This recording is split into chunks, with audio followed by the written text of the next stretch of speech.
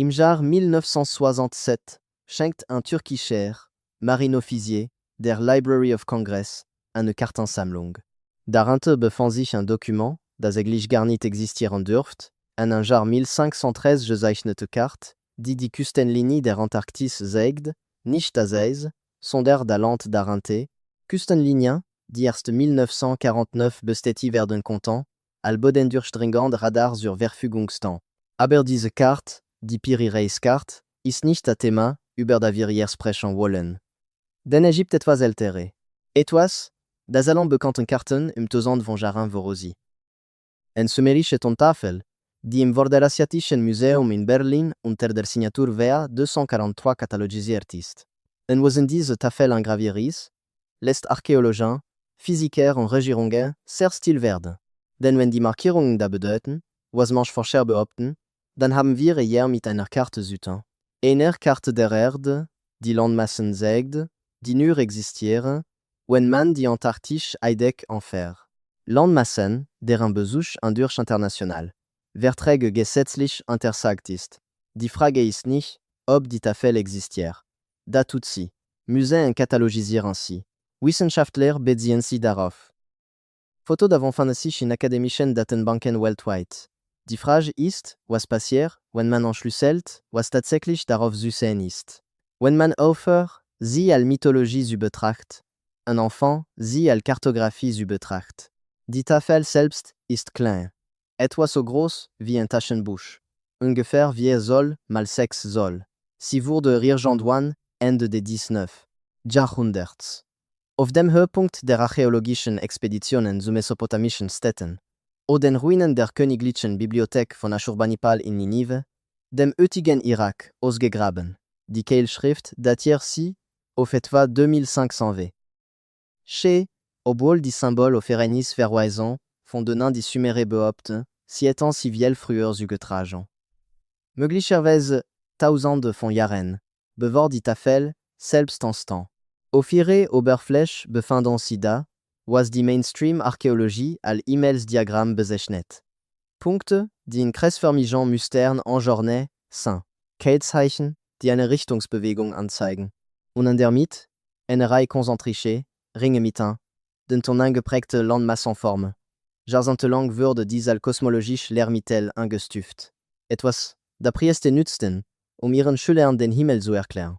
Un primitiv, versus der astronomischen Bildung. Doc 1976 veröffentlicht ein Forscher namens Zekaria Sitchin Fotos von WA 243 mit einer radikal anderen Interpretation. Behauptet, die Punkte seien keine Sterne, es seien Planeten. All.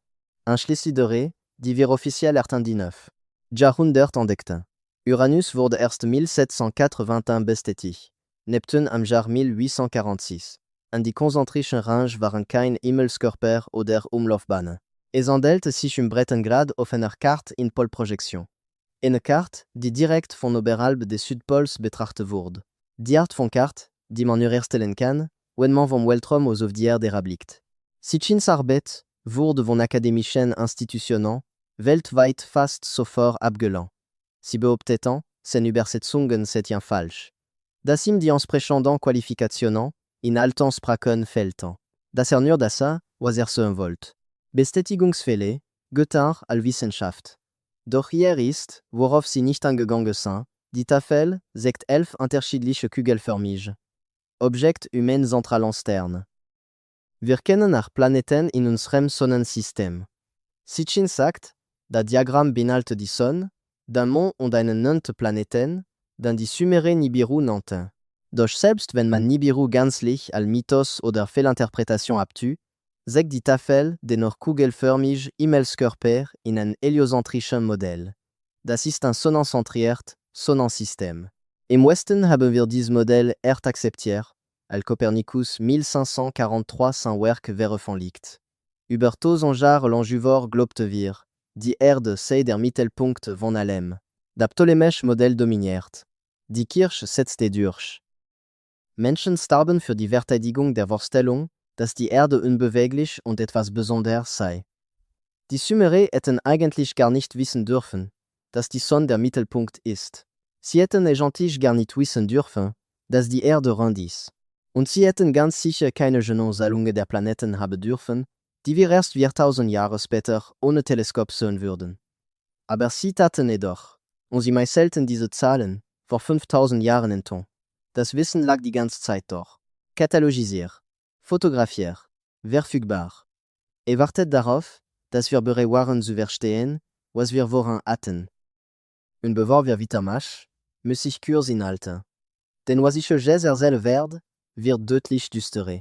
Die vollständige Enziferung der Tafel, die Überlagerungsvergleich mit modernen Satelliten daten, die spezifischen Passagen, oder Enuma Elish, die sich genau auf diese Landmassen beziehen, all das habe ich in einem schriftlichen Dokument festgehalten. Der Link dazu befindet sich und der QR-Code ist auf eurem Bildschirm zu sehen. Non lasst ein Fortfahren. Doch das E-Mails-Diagramm ist nur die Hälfte dessen, was OVA 243 zu sehen ist. Die andere Hälfte ist da, was darunter engraviert ist. Umriss von Landmassen. 600 radial um einen Mittelpunkt en Journée. Wenn man diese Gravuren auf eine moderne Karte über la Guerre und die Perspektive auf eine Luftaufnahme umstellt, wobei der Blickpunkt direkt über dem Südpol positioniert wird, ergibt sich ein südtiefste beunruhigende Bild. Die Umriss stimmen mit den Küstenlinien der Kontinent überein. Aber nicht mit denen, die wir heute sehen, sondern mit denen, die unter dem Meer liegen. Mit denen, die wir erst in den letzten 50 Jahren mit Hilfe von Sonar und Boden durchdringende Radartechnik Cartier konnten.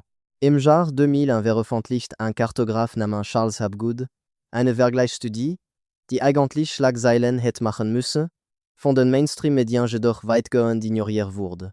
Nahm die Landmassengravuren von VA 243 und überlagert sie mit Sonarkarten des antarktischen Grundstein, der Kontinentalshelf, die subglazialen Gebirgszüge, die intermellen mit dem Eis, verborgenen Flusstelle, die Küstenlinie, wie sie aussehen würde, wenn man jet bisschen gefrorene Wasser entfernen würde. Die Übereinstimmung war nicht perfekt. Es gab Abweichungen. Einige Umrisse passten nicht exakt zusammen.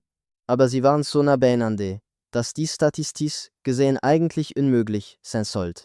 Denn die geologische Untersuchungen und Eisbohrkerne war die Antarktis das letzte Mal, worüber 12 Millionen Jahre es frei. L'ange bewahrte Menschen in einer Form gab, die wir erkennen würden, vor dem Homo erectus. Noch bevor selbst die frühesten Hominiden offraient Jean. Und doch gibt es hier ein Sumrich, Tafel oder Jar 2500 V. Chez die Landmassen zeig die mit einer Küstenlinie übereinstimmen, die schon gefroren war, bevor unsere Spezies offraient. Entweder verfügte die Sumere über fortschrittliche Bodenradartechnologie, für die wir keine Belege haben, oder jemand gab ihnen eine Karte. Jemand, der die Antarktis ohne Eis gesehen hatte. Jemand, der dort gewesen war. Der diese Küstenlinien anlang. Diese Berge kartografiert. Die Sumere hatten einen Namen für diesen Jemand. Sie nannten ihn die Anunnaki. Die vom Himmel kamen. Die von oben herabstiegen. Sumerischen Texten zufolge kamen die Anunnaki vor etwa 450.000 Jahren auf die Erde, nicht als Zerobere, als Bergleute.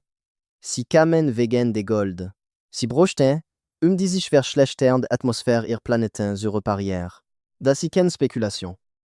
Es ist ausdrücklich in mehreren sumerischen Quellen geschrieben, darunter im Enuma Elish, im Atrahasis und auf verschiedenen Zylindersiegeln.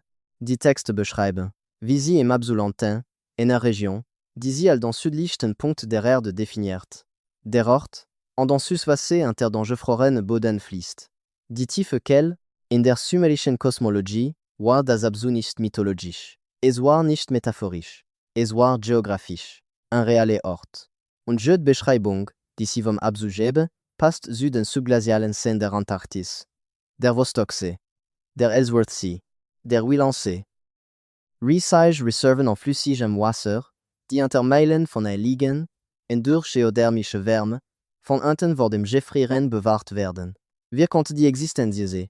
Senert in den 970 jaren mit Hilfe von der durchdringenden Radartechnologie bestätigen. Die Sumere schrieben bereits vor 5000 Jahren über sie. Beschrieben sie detailliert, sie benannten sie. Sie trugen sie auf Karten an.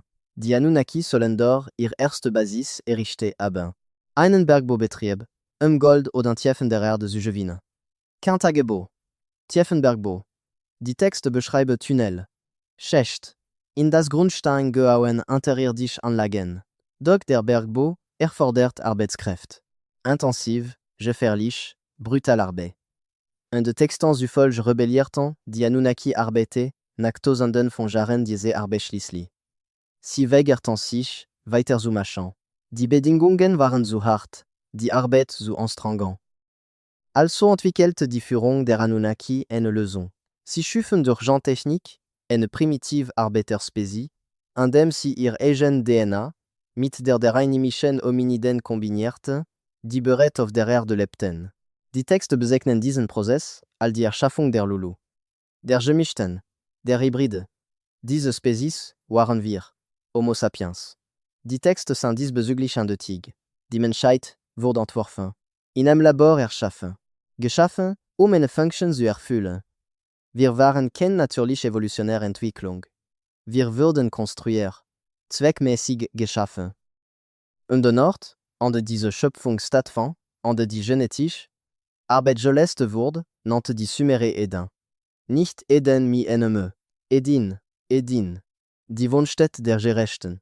Eine bestimmte Anlage an einem bestimmten Ort. Einige Forscher glauben, dass dieser Ort in Mesopotamien lag, ein fruchtbaren Halbmond zwischen den Flüssen Tigris und Euphrat. Andere argumentieren, es sei im südlichen Afrika gewesen, wo die ältesten Zeugnisse des Bergbau oder Antike existieren, darunter Fundstätten in Südafrika, die über 100.000 Jahre alt sind. Doch eine dritte Gruppe, Gene, die sich am intensivsten mit 243 befasst, glaubt, dass sie das ursprüngliche Eden in der Antarktis befand. Vor dem Eis, vor der Katastrophe, die al inter 2 Meilen gefrorenem Wasser begrub, all der Kontinent no grün-noir, no bewohnbar, noch an der Lage, leben zu erhalten. Dann kommen wir zu dem Teil, der Regierungen Nerve macht. Denn wenn die Anunnaki in der Antarktis Stützpunkt errichten, haben und wenn diese Stützpunkt anlegen, Bauwerk, Labor oder Archiv umfassten, dann könnten diese Dinge noch immer dort sein, begraben, gefroren, perfekt erhalten unter 2 Meilen Eis. Und wenn da wahr ist, wenn auch nur ein Bruchteil davon zutrifft, dann würde man sehr gern dafür sorgen, dass es so bleibt. Verborgen halten, es unter Verschluss halten, et der Öffentlichkeit vorenthalten. Im Jahr 1959 unterzeichneten 12 Nationen den Antarktisvertrag. Oberflächlich betrachtet wurde als Abkommen zur Erhaltung der Antarktis für friedlich-wissenschaftliche Forschung präsentiert. Kein militärische Aktivitäten, kein Atomtest, kein Gebietsansprüch. Eine coopérative internationale Anstrengung, den Kontinent zum Wohl der gesamten Menschheit zu erforschen. Doch in Artikel 4 verbiert sich etwas. Interessant. Etwas, da die meisten Menschen nicht lesen. Verbietet des Nations. Ne Gebietsansprüch, gelten zu Mach oder Besteand aux Weiten. Frier à l'Ansprüch soin, wie 1959 bestanden. Und was noch wichtiger ist, verbietet den meisten Menschen den Zugang zu weiten Teilen des Kontinents, ohne ausdrückliche staatliche Genehmigung und Erlaubnis. Man kann nicht einfach in die Antarktis fahren. Man kann kein Flugticket kaufen und dort landen. Man benötigt Genehmigungen oder eigenen Heimatland. Man benötigt genehmigt Expeditionsrouten, die Monat im Voraus eingereicht werden müssen.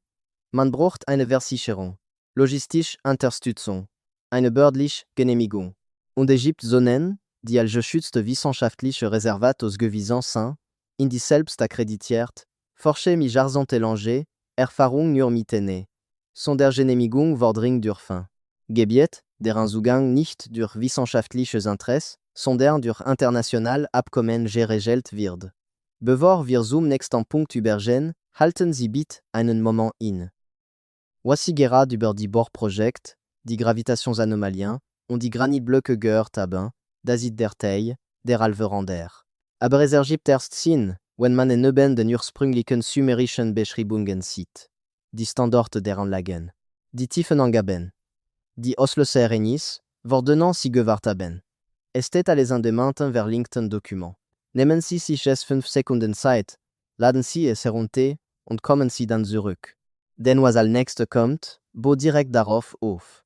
Der Link steht an der Beschreibung. Der QR-Code ist auf Ihrem Bildschirm zu sehen. Ein dieser Personen befindet sich direkt über dem Vostoksee. Russland hat dort 2012 Bohrungen durchgeführt und das Projekt sofort eingestellt. Eine weitere Person liegt über eine Region namens Wilkes Land, wo NASA-Satelliten 2006 eine massive kreisförmige Anomalie unter dem Eis entdeckt haben. Eine Gravitationsstörung, die auf eine dichte metallische Struktur mit einem Durchmesser von etwa 300 Meilen indeutet. Das entspricht in etwa der Größe von Ohio. Begraben unter Eis. An die reine Gravitationsfeld erzeugt. Die offizielle Erklärung der NASA lautet, handelt sich um einen Meteoriteneinschlagkrater over Millionen von Jahren. Überreste eine Ruraltan-Kollision. Doch Meteoriteneinschläge verursachen keine lokalen Störungen des Magnetfelds und sie erzeugen keine anhaltenden Wärmesignaturen. Was bei dieser Anomalie jedoch der Fall ist. Wärmebildaufnahmen zeigen, dass die Anomalie in Wilkes Land mehrere Grad wärmer ist als das umgebende Eis. Und zwar durchgehend. Als ob dort unten etwas entgegen Wärme erzeugen würde. Im Jahr 2012 stießen Russisch Forscher bei Bohrungen im Vostoksee in einer Tiefe von 12.000 Fuß auf etwas fest. Der Bohrmeißel blieb stecken, drang nicht weiter vor. Das Projekt wurde sofort unter Berufung auf Nationalsicherheitsvorschriften allgeheim eingestuft. Das Team wurde innerhalb von 48 Stunden abgezogen.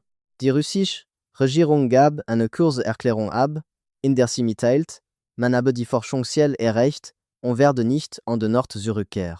Wurden keine Daten veröffentlicht. Wurden kein Ergebnis bekannt gegeben. Wurde keine Erklärung gegeben. Nur Schweigen. Und dann, im Jahr 2016, spielte sich genau dasselbe Szenario bei einem von den USA durchgeführten Bohrprojekt in der Nähe des transantarktischen Gebirges ab. Die Operation ist Ice Cube. Offiziell handelt es sich ein Neutrino-Detektionsexperiment.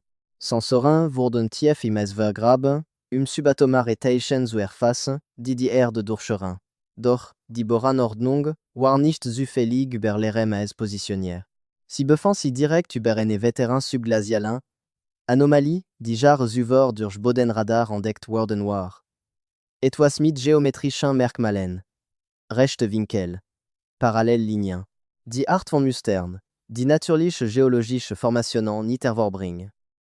Das Projekt verlor. En 2016 abrupt, sen, staatliche Finanzierung. Wurde keine Erklärung gegeben. Die Ausrüstung blieb vor Ort zurück. Das Team löste sich auf. Wurde keine Folgemission angeplant. Folgend wissen wir mit Sicherheit. Die Antarktis hat Land. Echt Land unter all dem Eis. Berge, Tele, Küstenlinien, Flusssystem, Alverborgen unter durchschnittlich 2 Meilen gefrorenem Wasser. Wir haben einen Teil davon mit Sonar und Radarbildgebungstechnologie Cartier. Und an manchen Stellen sieht da, was wir gefunden haben, nicht natürlich so. Gerade Kanten, wo es kein geraden Kanten geben sollte. Rechtwinkel, wo Erosionkurven erzeugt. Symmetrische Formationen, wo die Geologie Chaos schafft. Dinge, die Erosion nicht hervorbringt. Dinge, die Eis nicht form. Dinge, die wie entworfen Ozean. Im Jahr 1996 veröffentlicht eine gemeinsame Expedition der University of California und des Alfred Wegener Institut.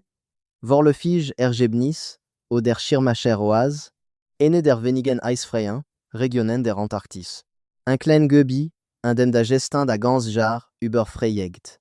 Sie fanden Granitblöcke, nicht von Gletschern verströmt, nicht durch Erosion glatt geschliffen, geformt, geschnitten, aufgestapelt. In linearen Mustern en Journée, die über das sichtbare Gestein hinaus in Gebiete reichte, die noch von Eis bedeckt waren. Der offizielle Bericht bezeichnet sie als Gletschanomalien. Ungewöhnlich, aber erklärbare natürliche Formationen, die durch Frostzyklen und Eisbewegungen entstanden sind. Doch Gletscher schneiden Granit nicht in gleichmäßig Blöcke. Sie zermalmen ihn, sie pulverisieren ihn, sie verströmen ihn über weite Entfernungen, sie stapeln ihn nicht in ordentlichen Reihen, sie ordnen ihn nicht an. Der Bericht wurde einmal in einer wissenschaftlichen Fachzeitschrift mit begrenzter Auflage veröffentlicht. Dann wurde er stillschweigend oder Online-Forschungsdatenbank der Université entfernt. Man fand immer noch Verweis darauf in wissenschaftlichen Indiz in Citation Lycin. Die Arbeit existiert. Menschen zitiert ainsi. Die agentliche Arbeit, die Fotos, die GPS-Koordinaten, die detaillierten Vermessungsdaten, verschwunden. Gelöscht. Die einzigen verbliebenen Exemplar befanden sich in privaten Archiven von Forschern, die sie vor der Säuberungsaktion gesichert haben. Und diese Archive geben nicht prä. Zugangsanfragen bleiben unbeantwortet. Warum ist das also von Bedeutung? Warum hat eine Tentaffel au Danger 2500 fait? Chez die eine Karte der Antarktis ohne Eis zeigt, über historische Kuriosität hinaus Irgendein, Bedeutung, wegen dem, was die Sumere son Novorausch gesagt haben. Die Texte beschreiben nicht nur die Ankunft der Anunnaki. Sie beschreiben auch ihren Abzug. Und sie beschreiben in allen Einzelheiten die Bedingungen, unter denen sie, wie sie sagten, zurückkehren würden. Lo de Enuma Elish und de Atrahasis haben die Anunnaki die Erde nie für immer verlassen, si Gingin un Ziklen. L'ange Ziklen, je me sens un dent, was die Sumere eine Sar n'entend. Un Sar entspricht Geno 3600 Jaren. Die Texte behaupten, dass die Anunnaki am Ende jedes Sar zurückkehren und den Fortschritt der Menschheit zu überprüfen, bei Bedarf Ressourcen zu entnehmen und festzustellen, ob sie die Wohnungen geschaffen. Spezies aus Reich, Wettertwickeltat, am mit bestem Wissen betrogen zu werden, ob wir bereit für die nächste Stufe sind, oder ob wir mehr Zeit brauchen, oder ob das Experiment gescheitert ist.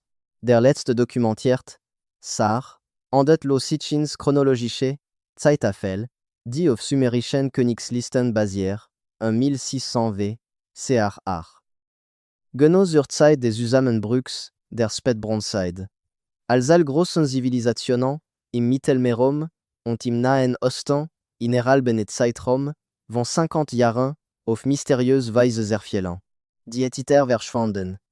Das mykenische Griechenland brach zusammen. Das ägyptische Neureich zerfiel. Städte der Gesamten Levante wurden niedergebrannt und verlassen. Niemand weiß warum. Der nächste Sar wird 2000, Seattle. Das haben wir inzwischen hinter uns. Sprechen wir dann darüber, was in den letzten 20 Jahren in der Antarktis geschehen ist. Im Jahr 2004 bemerkten unabhängige Flugverfolger die Daten von militärischen Transpondern aufzeichneten, en massiven Anstieg militärische Transportflüge zur McMurdo-Station, der größten Forschungsstation in der Antarktis. Kein wissenschaftlichen Charterflug. Militärisch Frachtflugzeug. 17. Lockheed 5 Galaxies. Die Art von Flugzeug, die zum Transport schwere Ausrüstung eingesetzt wird. Dutzend Flüge innerhalb von 3 Monaten. Keine Erklärung. Im Jahr 2012 unternahm der damalige Präsident Obama eine angekündigte Reise nach Christchurch, Neuseeland. Christchurch ist der wichtigste Ausgangspunkt für eine Antarktis-Expedition. Traf sich 6 Stunden lang inter, verschlossenen Türen mit den neuseeländischen Premierminister, kein Presse, kein veröffentlichte Reiseplan. Im Jahr 2016 reist Patriarch Kirill von der russisch-orthodoxen Kirche in die Antarktis. Ein 70-jähriger religiöser Führer, an einer der wirtlichsten Orte der Erde. Segnet eine neu errichtete Kapelle auf King George Ansel, un traf sie unter Vierogen mit russischen Forschern an der Vostok-Station. Auf die Frage nach dem Grund sagt es sei wichtig, an den Enden der Erdgebete zu sprechen. Im Jahr 2017 besuchte Buzz Aldrin, der zweite Mensch, der den Mond betrat, die Antarktis. War 86 Jahre alt. Veröffentlicht auf Twitter ein Foto mit der Bildunterschrift Wir sind alle in Gefahr. Ist der Buzz selbst. Der Tweet wurde innerhalb weniger Stunden gelöscht. Aldrin wurde am nächsten Tag medizinisch evakuiert, offiziell wegen Höhenkrankheit. Doch die Antarktis liegt auf Meereshöhe. Ägypte doch keine. Centime hat nie erklärt, was passiert ist. Und Aldrin hat seitdem nie wieder öffentlich über die Reise gesprochen. Das ein Kennenzelfell. Sie sind Teil ein Muster. Prominente Persönlichkeiten, die ungewöhnlich Reisen unternehmen. Unangekündigte Besuch. Unmittelbare Schweigen danach. All das geschieht in demselben Zeitraum von 2 Jahrzehnten, der mit dem Ende des sumerischen Sar-Zyklus zusammenfällt. Die Sumerer glaubten nicht an Zufall. Sie glaubten an Zyklen. Und sie glaubten, dass die Menschheit vor einer Entscheidung stehen würde, wenn die Anunnaki zurückkehrten. Entweder hätten wir uns so weit entwickelt, dass man ihn als gleichwertig betrachten würde. Oder nicht. Und fall nicht, so heißt es in den Texten, würde der Neustart beginnen. Keine Zerstörung. Ein Neustart. Eine Rückkehr zum Ausgangszustand. Die Geschichte von der Sintflut findet sie bereits in sumerischen Texten, ganz tausend Jahre bevor sie in der Bibel auftaucht. En ihre Version war die Sintflut keine göttliche Strafe. Es handelte sich eine planetarische Instandhaltungsmaßnahme. Eine bewusste Neukalibrierung, die ausgelöst wurde, als die Bevölkerungszahl der Menschheit die nachhaltigen Parameter überschritt. Die Anunnaki haben die Sintflut nicht direkt verursacht. Aber sie wussten, dass sie kommen würde. Und sie entschieden sich, den Großteil der Menschheit nicht zu warnen. Nur einig wenig aus der Welt wurde gerettet. Diejenigen, die als genetisch erhaltenswert erachtet wurden. Hier ist der Teil, den niemand lo aussprechen will. Wenn die Anunnaki real sind, wenn sie uns erschaffen haben, wenn sie uns ein Zyklen überwacht haben, dann sind wir nie die Spitze von irgendetwas. Wir sind ein Produkt, ein Experiment. Ein Produkte werden aus dem Sortiment genommen, wenn sie nicht mehr nützlich sind. Die sumerischen Tafeln beschreiben kein Götter. Sie beschreiben Ingenieur. Wesen mit fortschrittliche Technologie, die Erde als Ressource und die Menschheit als Werkzeug betrachteten. Und wenn va 243 correctis, dann hat der Genige, der Discartange Fertitat, Zugang zu Satelliten, Flugzeugen oder etwas, für das wir noch keinen Namen haben. Denn man kann eine Karte in Polarkoordinaten nicht vom Boden auszeichnen. Man muss sich darüber befinden. Und devant oben erabliken. Die Sumerer hatten kein Flugzeug, sie hatten keine Drohne. Abergement hatte sie. Und je bracht ihnen bei, da, was sie sahen, in Stein zu meißeln. Was bedeutet da? Entweder verfügte die Sumerer über Technologie, die 2500 wegreißt, noch gar nicht, et existiert dürfen. Oder je vermittelt ihnen dies Wissen. Oder die gesamte Zeitachse der menschlichen Entwicklung ist falsch. Und wir sind schon viel länger auf diesem Entwicklungsstand, als wir denken. All drei Optionen sind unbequem. Doch die Beweise deuten immer wieder in dieselbe Richtung. Die Antarktis war nicht immer bereist. Die Sumerer wussten, wie dort aussah, als das noch nicht der Fall war. Sie hatten Karten, sie hatten Beschreibungen und sie hatten Warnungen. Warnungen davor, was passiert, wenn das Eis schmilzt. Wenn die Anlagen freigelegt werden, wenn sich der Rücklaufzyklus wollende, und gerade es schmilzt da es schneller, als es irgendein Modell vorher gesagt hat. Im Jahr 2020 erreichte die Temperatur in der Antarktis 64 Grad Fahrenheit. Ein Rekord. Gletscher von der Größe ganzer Städte kalben ab. Und während das Eis zurückweicht, kommen Dinge zum Vorschein. Im Jahr 2018 entdeckt ein Team, das den Gletscherrückgang im Königin Maud Land kartiert, Steinmarkierungen, die in ein perfekten Rastermuster enjournet waren und sich über 2 Meilen erstreckten. Die Steine waren mit Symbolen bedeckt. Kein modernen. Kein erkennbaren. Das Team meldet den Fund. Die Koordinaten wurden protokolliert. Dann wurde der Ort bis zur Durchführung einer Umweltverträglichkeitsprüfung für unzugänglich erklärt. Diese Prüfung ist immer noch nicht abgeschlossen. Der Zugang zum Gelände bleibt gesperrt. Es wurden keine Bilder veröffentlicht. Im Jahr 2019 wurden mittels Satelliten Wärmebildgebung an 3 Stellen in der Ostantarktis Wärmeausbrüche unter dem Eis festgestellt. Wärmesignaturen, die mit geothermischen Schlotten übereinstimmen. Nur dass diese ausgehen. Sie treten wochenlang auf, verschwinden dann und tauschen Monate später an anderen Orten wieder auf. Als ob etwas hinter dem Eis aktiv wäre. Die NASA erklärt die mit vulkanische Aktivität. Aber Vulkan wandern nie. Und sie erzeugen keine elektromagnetischen Störung, die stark genug sind, GPS-Satelliten zu stören. Die Wahrheit ist, wir wissen nicht, was sich unter dem Eis befindet. Wir haben Bruchstück, Radardaten, Wärmesignaturen, Anomalien. Dort ein vollständiges Bild ist hintervertragen und 2 Meilen Wasser verborgen. Diejenigen, die es wissen, schweigen. Was wir wissen, ist folgend. Die Sumerer haben uns eine Karte hinterlassen. Eine Karte, die es eigentlich gar nicht geben dürft. En carte die Landzeg da wir nicht betreten dürfen. En carte die bedete, da je m'en vor war. Je m'en, der die de von oben jezon a. Je m'en der wust, was inter de meilag. Je m'en der 18 in ton je mei celta, dami virezentage fin de würde. Die Frage is nicht, ob die Karte echtis. Die Frage is, was passiert, wenn das schmilzt? Un ob wir beressen furda, was darante au fin warte.